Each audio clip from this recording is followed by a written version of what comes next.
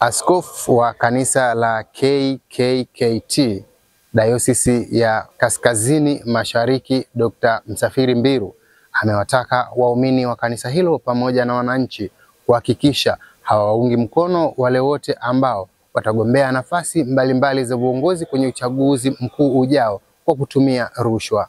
Akizungumza kwenye mkutano mkuu wa 5 wa kanisa hilo uliofanyika katika eneo la Magamba wilayani Lushoto mkoani Tanga, Askofu Mbiru amesema kuwa wananchi wanatakiwa wachague viongozi ambao watahakikisha hawapiti kwa njia za rushwa.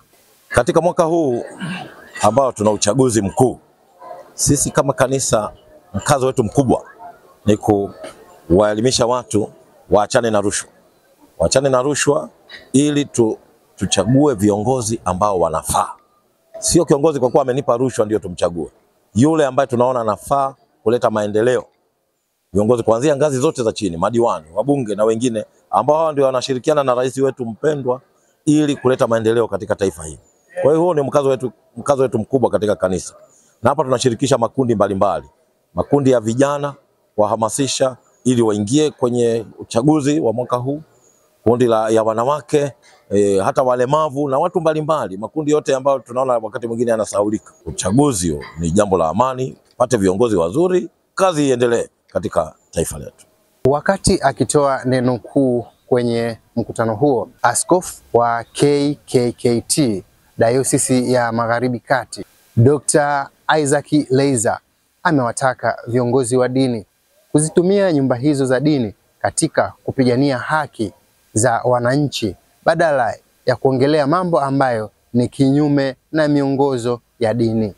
Kwa nataka niseme bado uko umuhimu wa kwamba mchungaji Askofu Sheikh ana neno la kusema juu ya siasa na uongozi wa nchi katika ujumla wake.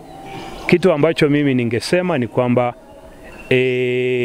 si kazi ya kiongozi wa kanisa kukashifu, kutukana watu, kuvunja sheria na kadhalika, si kazi yao, lakini mahali pa kukemea ni wajibu wao, mahali pa kuonya ni wajibu wao. Si sawasawa sana kuruhusu wanasiasa kutumia majukwaa ya kanisa. Hilo liko wazi kwamba wanasiasa wana viwanja vyao.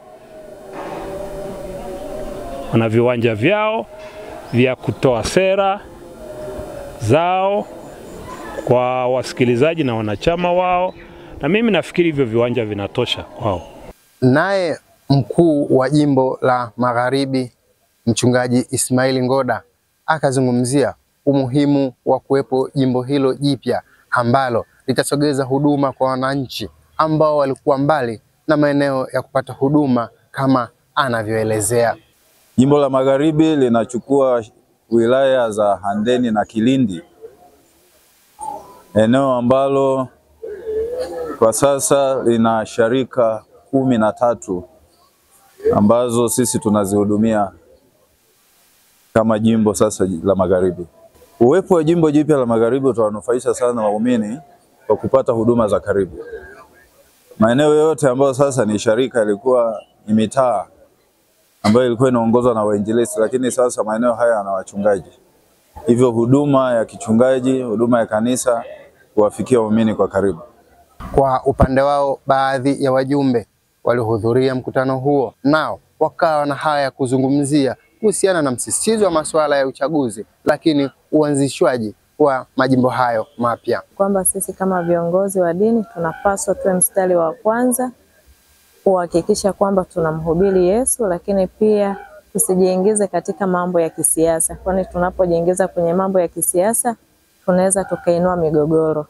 Ni jimbo ambalo limeanzishwa na ni maono ya baba askofu kwa ajili ya kusogeza huduma karibu kwa ajili ya washarika ambao kwa kweli tulivyokuwa mwanzoni ambapo tunaungana na jimbo la Tambalale, huduma ilikuwa mbali, lakini kwa kuanzisha jimbo lile jipya la Magharibi tunaona huduma imesogea karibu.